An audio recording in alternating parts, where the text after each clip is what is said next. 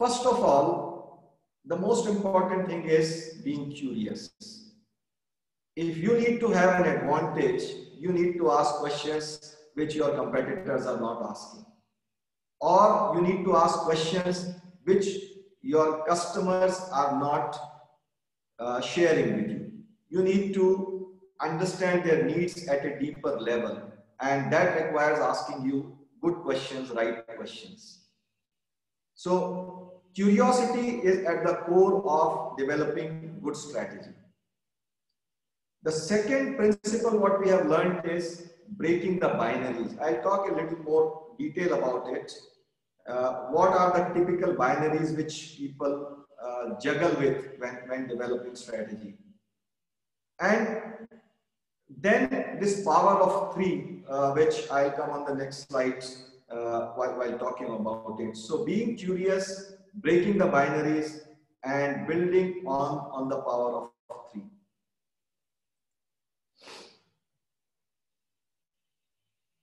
Now, when people ask questions, they can ask different type of questions, and there are a number of ways those questions can be generated.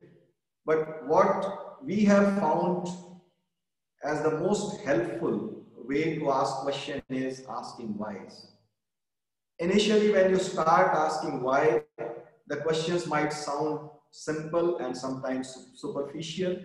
But when you get into the practice of it, and when you continuously ask why, then your questions become better. You unearth deeper quality information. One way, what we have seen also is that when people think of strategy, they look for answers. You will have answers if you have right questions. So the key is in asking right questions, not worrying too much about the answer. If you are asking right questions and continuously working on it, you know what outcome you want to achieve, you will get the right answers. The second principle, as I said, is breaking these binaries. So there are three binaries, which come when we develop strategy or people work on that. The first of it is short-term versus long-term. Strategy is for setting the course of the organization for the longer term. But that does not mean that it should not give results in the short term. There's no, conflict in short term versus long term. So when developing strategy, we should look at quick wins, which can generate some good results in the short term. So to give you an example, if through your research you find that you have uncovered two needs of the customers, which your company's products or services are not serving appropriately, and by tweaking existing products, you can help your customers better, you can serve their needs better. Put that as a project and start working on that, while at the same time working on the longer term aspects of the strategy development. So you will start seeing result in the shorter term, your team will get confidence on that, and at the same time you are not missing the longer term view of strategy development. The second binary is quality versus cost. So people, this is how typically companies compete. Either they want to be the lowest cost producer in a market, or they want to have a highest quality product. But we have seen a number of examples where companies have improved quality, at the same time they have reduced cost. Toyota is a classic example of that, where they continuously went on to improve quality of their products, but also bringing down the cost by cutting waste in their system. So again, we can look at both quality or cost together and improve both rather than focusing on one or the other. When I am saying this, it is important to be mindful of the business context. It is not required every time that you have to improve both of them. Sometimes companies can go, very, very low cost, and they can serve a customer segment which does not care too much about quality, but want to buy, very cheap products. So when I am talking about these things, always be mindful of the context, the company, the market for which you are developing the strategy. But these are the general principles which you will always find valuable to keep in mind. The third binary is strategy versus execution. Now, this whole discourse on cutting down strategy with execution is flawed, because strategy is built to achieve a desired outcome. Now, if strategy remains in your PowerPoint decks or it remains in your boardroom but does not achieve the desired outcome, then it is not strategy. We cannot say that execution did not work and people in the field, did not implement the strategy in the right way. It is incumbent on the companies and the managers to take a view of what is happening on the ground, what is the capability of the team, how strong are their internal processes to deliver on that strategy, and then build up a roadmap to execute that strategy. So if you keep these three principles in mind and apply them in the context of the markets where you're working, you will get better ideas which the competition might not be thinking about. Now, the third part of the principle is this power of three. And this is, our last 15 years of effort on thinking about developing, executing, refining strategy. So what we have seen, either people will, enter into blue sky thinking and brainstorming sessions and develop ideas and take a big picture view of the strategy, but will be disconnected from the things which are happening on the ground. In a market like India, that is recipe for failure, because the ground truth always matters. The ground truth is what needs to be accounted for and inputted while developing strategy. We also see this as a parallel to defense. So strategy comes from military, and there you have Air Force, Army, and Navy. So what we have called this is Nab, Thal, and Jal: air, earth, and water.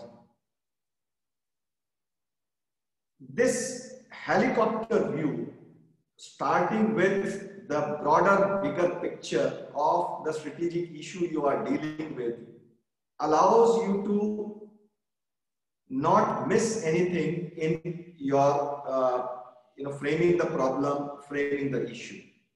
And it helps you take 2 steps back and cut you off from the operational world from some time, so that you are not worried with what is going on at this time and what are the most immediate problems you have to resolve with.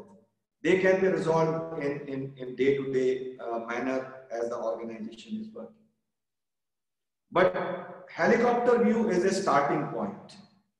Once you have the helicopter view and you know what issues you are juggling with, you should go to the ground. And when I say ground, means if you are working with a retailer, go into their stores, look at their website, look at the social media, posts of yours and your competitors. So listen to people's voices, customers' voices there. If you are working for a manufacturer, go to their factory floor. Talk to people who are working on the machines. Stand on the side and just observe people doing their work. And through that, you will gather so much information which cannot come just from the data and the spreadsheets what you will see.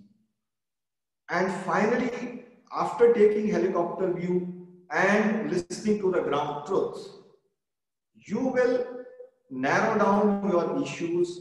You will have better understanding of the hypothesis you might generate at the beginning, and some of the most important areas then you would like to go deep down and you would like to take deep dive. So this is where you go deeper into asking questions and conducting more detailed analysis.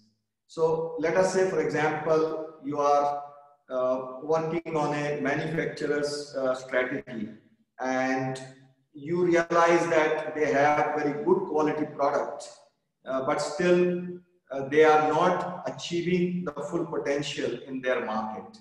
And through your ground truth, talking to their sales team, talking to their dealer distributor, understanding what competitors are doing, you come to know that the on-time delivery of your client or the company where you're working is lagging, and that is leading to drop in sales or not helping increase the sales.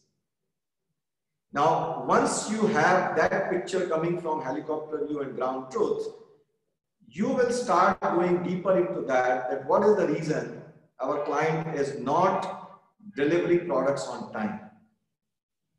What do we mean by on-time delivery? How we are conveying that on-time delivery to our customers? What is the performance of on-time delivery of our competitors? And then go deeper into the reasons of not achieving that on-time delivery, which will give you the real insights to help you improve on that and essentially move up, increase sales, grow the business. So these three principles, I would say, have stood the test of the time, have stood the test of a variety of industries, variety of clients where we have worked, from B2B manufacturing industrial companies to consumer retail healthcare companies, and across the size of the companies, from mid-sized companies to large companies. And that's why we have distilled them in the form of principles which you can apply, and their applicability is wide-ranging.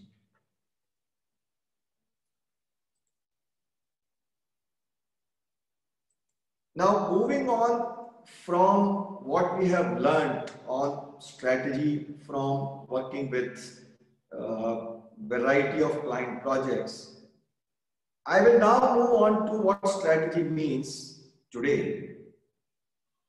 We are in a very different situation in the post-COVID world, and it is something which no one imagined. And we are still struggling with how we would come out of that situation. When we come out of that situation, what the world would look like. And as a result, how our businesses would need to be reconfigured. So when we are looking at strategy in a COVID world, the most important part of that is external uncertainty which COVID created. This is a chart showing level of uncertainty of last 2 decades, driven by number of events, external events which have happened across the world. You can clearly see in March, April of 2020, this index was almost touching 60,000, starting with less than 15,000 in 1990s. So the implication when someone looks at this chart, is very clear that we cannot have the same tools and techniques which we were using in 1990s to develop strategy in 2020s. Strategy is developed for an external environment, which is both macro, coming from these global macroeconomic forces, as well as specific industry level forces which are shaping that industry or getting shaped through some players. So what is the implication? When we are in this level of uncertainty, though it is much better now, we understand a lot about the virus, but we are still not very sure that when we are going to come out of it and how we are going to come out of it. In first few months of hitting this crisis, our teams worked on the way new thinking on strategy has to be shaped, and this is what we came out with, which we are continuously working on. So on the left side, you'll see the 5 key areas of strategy development and execution. So first of all, you develop strategy, which is many times called strategic planning. On the basis of that, you allocate resources, build your budgets for the short term, and then align your team towards that strategy, which then continuously reviews the performance of execution and updates the strategy as new market feedback comes in. Now, in a pre-COVID or even in a more stable world, the old template of strategy was developing 1 to 3 year strategic plans and resource allocation, which used to be quite rigid. So for example, if you have built a team around some new initiative, that will keep on working while you are implementing that initiative. And then there would be incremental adjustments to the budget of previous years based on whatever changes you bring, on a year-to-year basis in your plans, in your strategy. The teams are quite functional even today in large number of companies, and the management review systems are more quantitative and focused on short term. The new reality requires you to rethink strategy on all of these aspects. So first of all, there is a need to have 1 to 3 year strategic plan, but not the fixed plans. You need to inject scenario planning in your strategic planning. You need to think of scenarios. So for example, one way to think of scenario is, we have some good news on vaccines, but we don't know how long it is going to take to achieve herd immunity or immunity in a large population of the country and around the world. So whether it is going to be 6 months, 12 months, or 2 years. And if one of them is actual and real, what it means. If I think the scenario is 6 months, then what does my strategy look like? If the scenario is 24 months, then what does my strategy look like? And within that period, what changes could happen in the market? What impact would be there on my business? Similarly, on each of these things, there are other tools which can be applied to build a better strategy for a COVID world. So for example, on leadership team, the typical organizations have functions like marketing, operations, sales, finance, IT, but they are designed to run a company in a stable world. In a COVID world, there are different type of challenges which are thrown in front of leadership teams, and they need to be handled differently. So I will talk about briefly on this team part in one of the next slides, what changes can be made there. And finally, the management review system needs to focus on both immediate and longer term metrics. So what we saw during the lockdown period, the reviews were more frequent and happening on a daily basis initially on many things, which then moved on to weekly basis.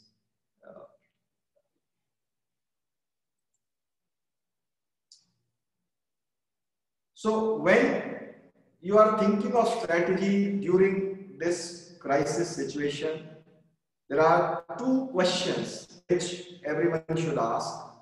One, how do I build a better strategic context to make decisions under uncertainty? And the second is, what action do I take now and how do I time those actions? And both of these questions companies can answer, managers can answer by looking at 5 things.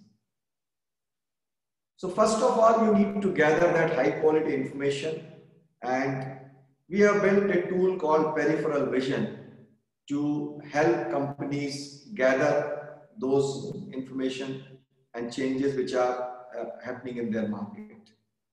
Second, on the basis of that, develop adaptive strategies.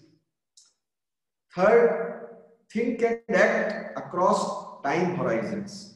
So the situation is continuously shifting and is in flux. What the situation is looking like now, what it could be in next 6 months, and how the business can operate in next 2 years. We might not have answer to all those questions now, but if we are asking those questions, the way it helps is you are trying to gather information to answer those questions. At an appropriate time, you have access to that information, and then you are in a better position to answer those questions and take timely actions. The last 2 parts are more related to executing your strategy. So setting up teams which are suitable for COVID-19 world, and then monitoring with a visual wall, which is an updated version of the management review system. So here you can also see that we have broken the binary of strategy and execution. We are not stopping at point number 2, which is developing adaptive strategy, but we are going right up to the point of monitoring with a visual wall and then feeding that back again into your strategies.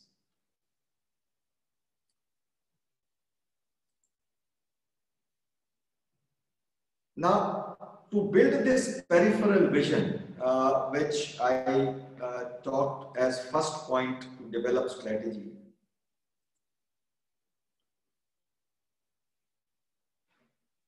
at industry level, you must be reading about 5 forces to understand an industry.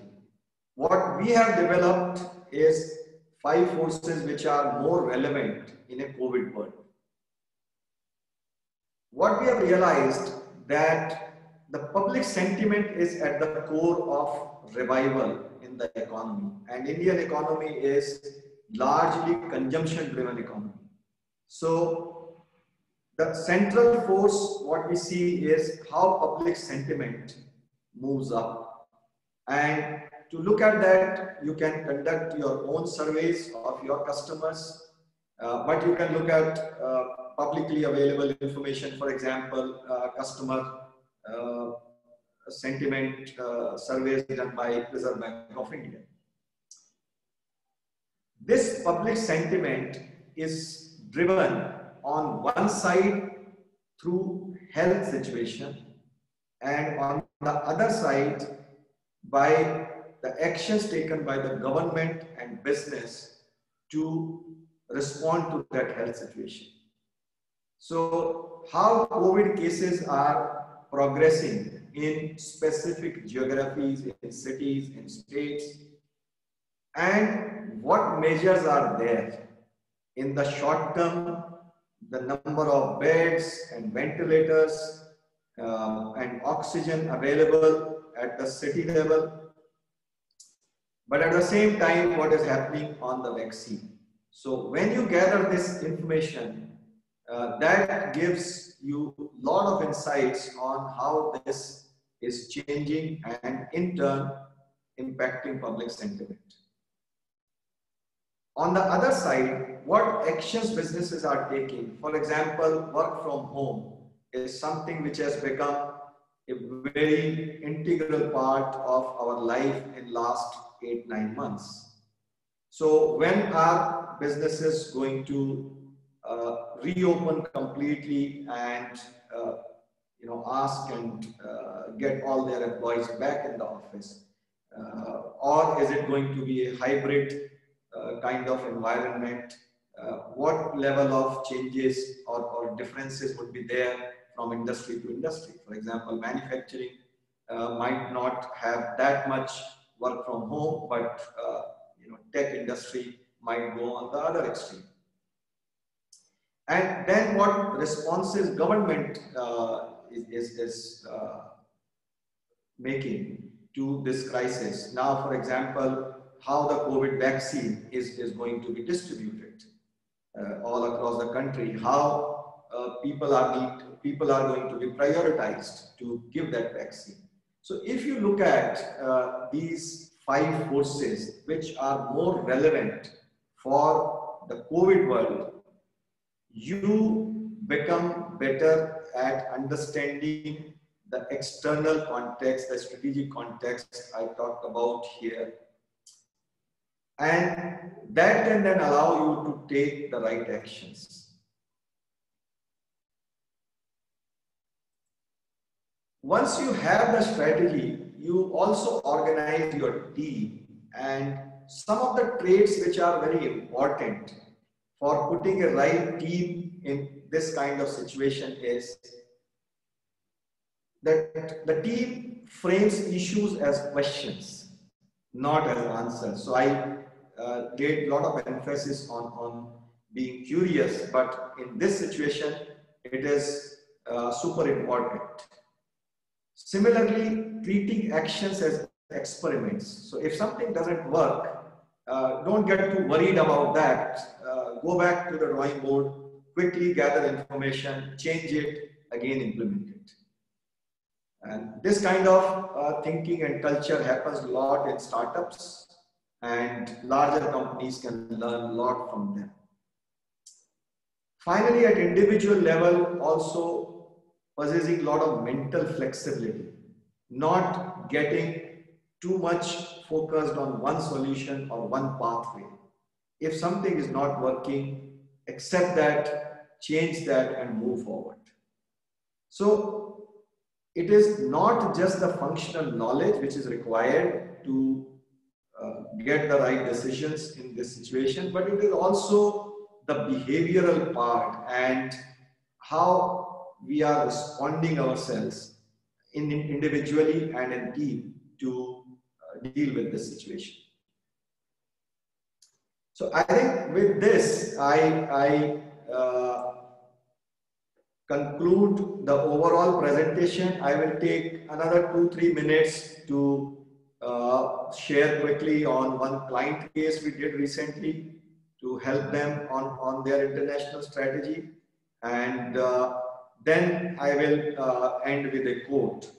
So today in my presentation, I briefly introduced about what we mean by developing a winning strategy. Then I talked about Canvic's principles of winning strategy, which we have developed over the years by working across manufacturing to retail and consumer. And then I talked about strategy under uncertainty, which is much more pertinent for a COVID world. When COVID hit, all businesses got impacted, but there were different type of responses taken by different businesses, and some of them actually did very well by understanding the situation rightly, and then putting together teams, plans, and execution mechanisms to help achieve better outcomes during this crisis rather than struggling. So this is one building materials company, and they have operations in India with their business in Europe and US. Their business also initially got impacted hugely during this lockdown period. Everything was closed. They were not able to ship products, and customers also cancelled orders because they were quite uncertain how the market is going to move. And in some of the cases where they had long-term projects going on, for example, for a luxury hotel in France, that was put on hold. But the company took a lot of steps to analyze each of the markets where they were working on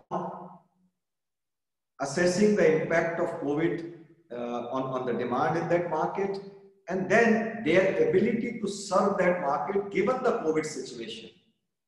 Can they, manufacture the product? Can they ship the product to those markets? What challenges could be there in supply chain, in sourcing raw material? So everything, they went to the drawing board again, jumped their strategy before the COVID crisis, and started with a clean slate. While assessing the impact and their ability to serve, they looked at number of factors and then mapped different businesses on this matrix. So you can clearly see on the top right, even though business size there was not as big as in some lower circles, which you can see as larger, but they became high priority because the impact of demand was positive. So the demand actually increased, and the client was highly capable to serve on that demand.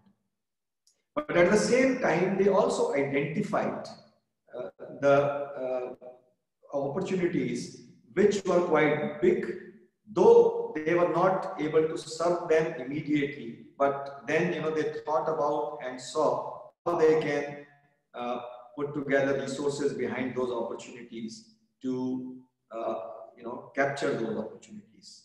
So by doing this type of fresh thinking, by not taking crisis as something, actually taking this as an opportunity, companies have done better in many cases by adopting this type of approach. I will end my presentation with this quote, which came at the beginning of this crisis from Dutch Leonard, who is a professor at Harvard Kennedy School.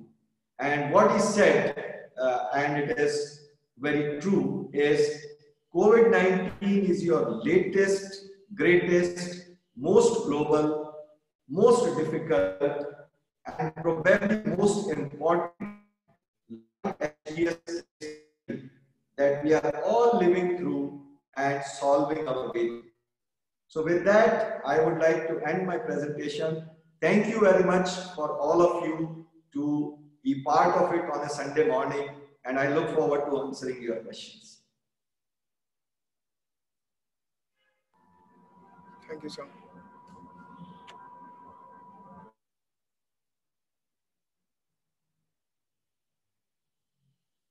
So Sumit, you can pick up the questions what you might have received, or if any want to ask directly, they can unmute their mic and ask. Sure, sir.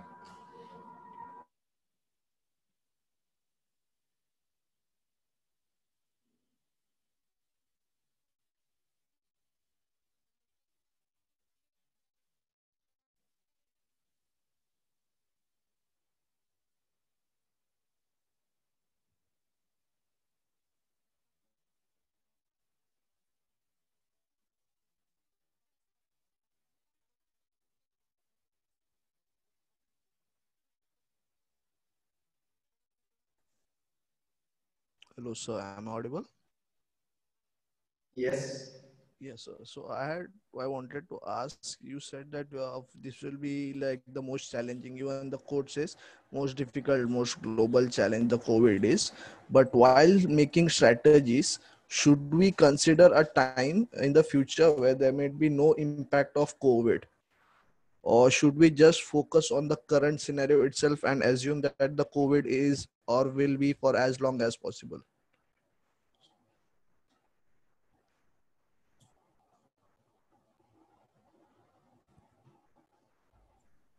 Hello.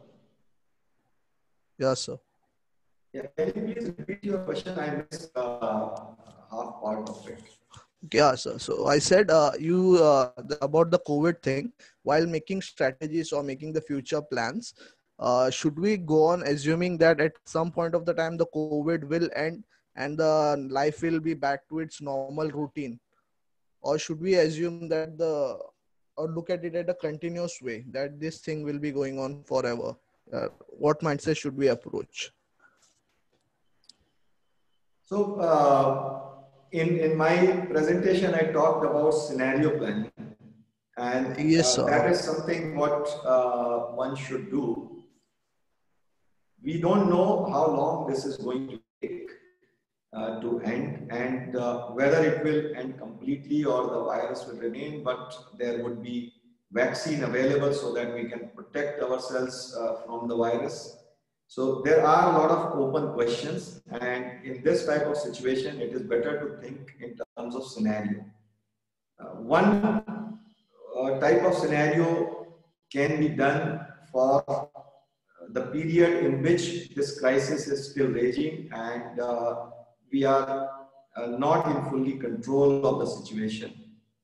And then, at some point when this uh, becomes manageable, the vaccine is there, how do businesses, customers, industry structures would shift from that? And instead of having definitive answers to these questions, thinking in terms of various options and scenarios will help. So one should identify the important dimensions of building scenarios. So on one side, there is the timeline which one can take, that this is going to shift in 6 months or 12 months or 24 months. And then on the other side, one can take, let us say, for example, are we going to be back to normal, or some part of the things are going to change while the others are going to remain same. Those kind of options can be put on the other axis, and on the basis of that, one can have different buckets and boxes for which strategies can be developed. When doing scenario, it is important not to think that this scenario is going to be more likely. The mindset and the thinking should be that if this is more likely, and on today's information this seems more likely, then how we should respond. But that should not close our thinking from that scenario shifting from more likely to less likely after 2 months.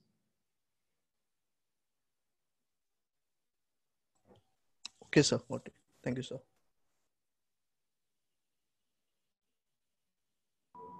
So there is one question from the student.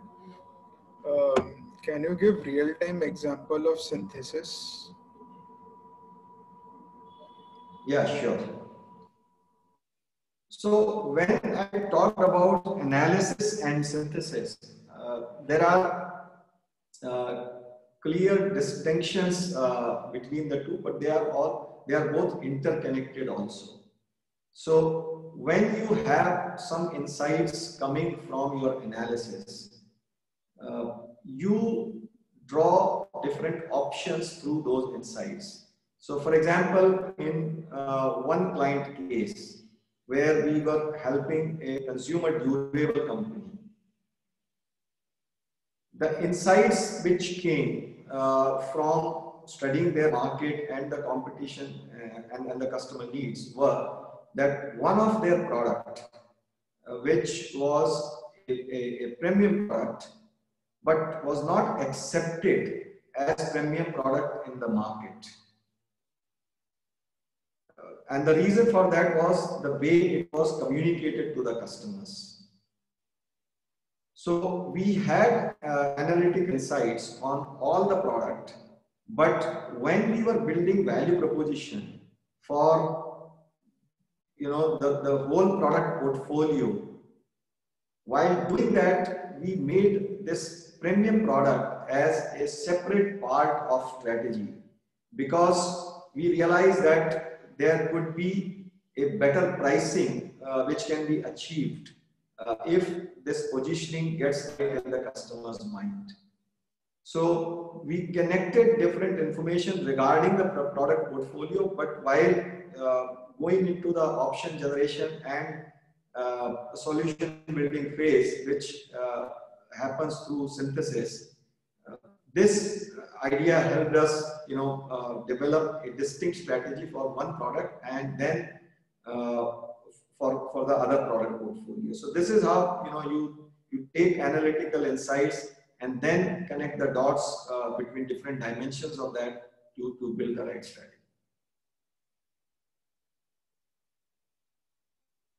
Thank you, sir. Another question, sir.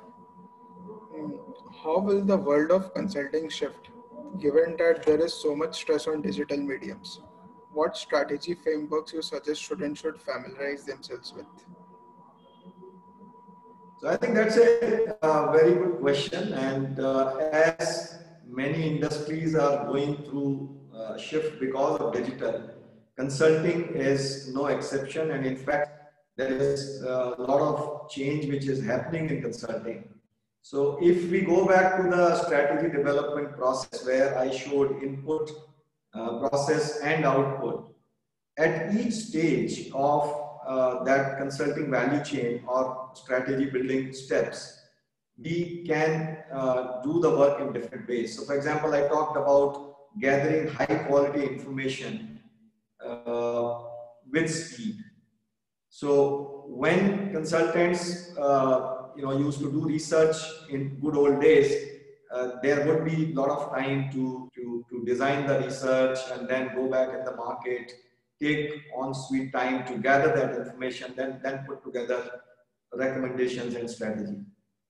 But now a lot of information is available online, and when I say a lot of information available online, it is not the information you can gather through other reports or published information, but what, for example, customers themselves are telling you about their needs. So all of us are giving a lot of information on search and social, and as a consultant you can acquire that information quickly. We have the tools available now to get that information, and then we have tools available of analytics, machine learning, artificial intelligence to look at large amount of data and generate insights through building models on that information. So always try to familiarize yourself with these new digital tools of gathering information, of analyzing that information, building models based on vast amount of data. The synthesis part, still largely human driven, and that happens in individuals' mind or through team brainstorming sessions. But the first part of this, the research and analysis, can get a lot of boost from digital world.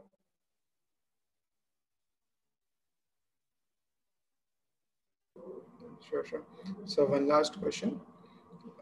During this COVID times, as management graduates who are keen to work in consulting domain, apart from academics, what skills should we focus upon in order to become industry ready? I think there are a few things which can be done. One is clearly looking at the trends, keeping yourself abreast of what is happening, and analyze that information overall at the level of macroeconomy and industries where your interest lies. So you cannot learn a lot about large number of industries. So you can pick and choose some industries of your interest. Read through what is happening around the business world through various sources, and then go deeper into specific industry trends. If you have interest in few industries, it is good to track the leaders in those industries, that what those leaders are really doing, and that can give you a lot of pointers and learning that how they are responding to this crisis. Read through their annual reports, look at their analyst presentations, and see what kind of strategies they are developing, what kind of challenges they are facing in their markets now, how they see the future. So by making yourself aware of the general macroeconomic forces, picking few industries of interest to you, and going deeper on those industries by following the leaders through their presentations, strategies, and analyst reports, you will have better view of what is happening in the market, and you'll be better able to prepare yourself for this work. Thank you, sir.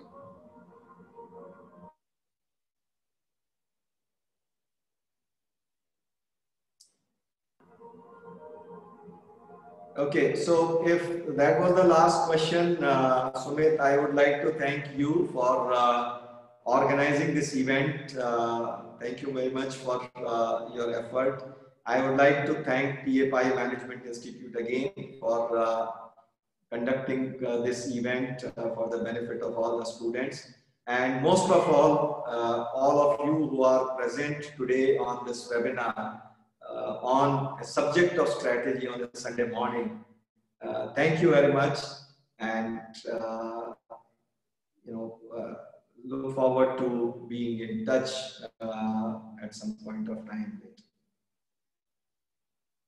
Thank you, sir. So I would like Kratika to follow the vote of thanks.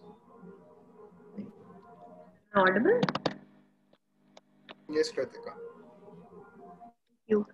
I would like to take this opportunity to thank Deepak Sharma sir on behalf of TAPME and MIM and all the students present here for sharing his valuable insights.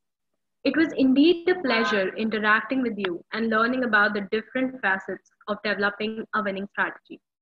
You first spoke about how a winning strategy helps you achieve a desired outcome.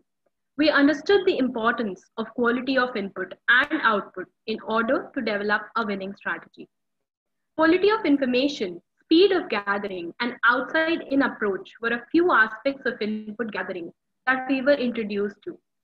We learned placing equal weightage on analysis and synthesis and how analysis drives synthesis, while the latter is ignored by many. It amazed us to know how breaking three important binaries in order to developing a winning strategy, which were short-term versus long-term, quality versus cost, and strategy versus execution. Learning through examples like those of Toyota developed the curiosity to know more. We learned about the power of three: helicopter view, ground truth, and deep dive. You helped us understand that how having the helicopter view without understanding the ground reality is a recipe for failure, especially in the markets like India. You then spoke about how the three principles explained above connect to the COVID world today. With the increase in the uncertainty levels, how it is important to shift our focus to developing new strategies that suit today's challenging times. Learning the changing aspects of strategic planning, resource allocation, budgeting amidst many others gave us something to ponder upon. Learning about various new terms, from rigid resource allocation to an adaptive one, from incremental adjustment in budgeting to zero-based budgeting, was enlightening for all of us. We also learned about the 5 key areas to face the crisis that included building peripheral vision, developing adaptive strategies, thinking and acting across 3 time horizons, setting up COVID teams, And last, but definitely not the least, monitoring with a visual wall. It was scintillating to understand the application of all the learnings obtained today through an on-ground project that Canvic Consulting recently completed, where it helped a building materials company to achieve their goals of doubling their profits. You then patiently sat and answered all our questions. We hope to interact with you again in the future. Thank you so much for taking our time and joining us today. A special mention to Professor Sonakshi Gupta and Professor Rekha, Team Omega, Team CCT, and the corporate engagement team for making this possible. Hope you all have a lovely day. Thank you from my end.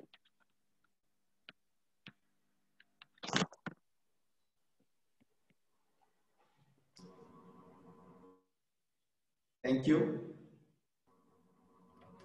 Thank you, sir, for the wonderful session. Thank you, Samir. Thanks all.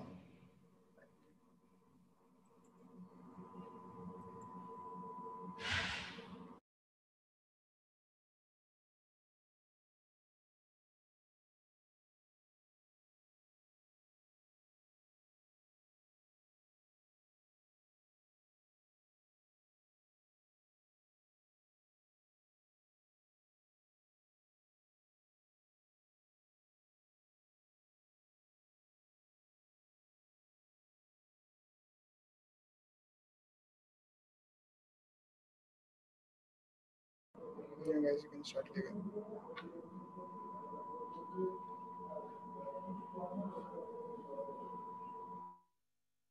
Is Gayatri Kaparthi present? 20F621. 20F621, is she there? Okay. Aditya Pant, 20F405. 20F405, are you there? 20B105, Anindya Sen Gupta. Not there, okay. Shreyasi Pal, 20F253, Shreyasi Pal. You're also not there, okay. Prakhyat Kumar. Prakhyat Kumar here? No. Okay guys, that's it from my side. Thank you. Hi, my name was not called. Yeah, you've been marked present. Only the people who've not been marked present, their names are called. Okay, thank you. Thank you all. Thank you, Kratik. Thank you so much.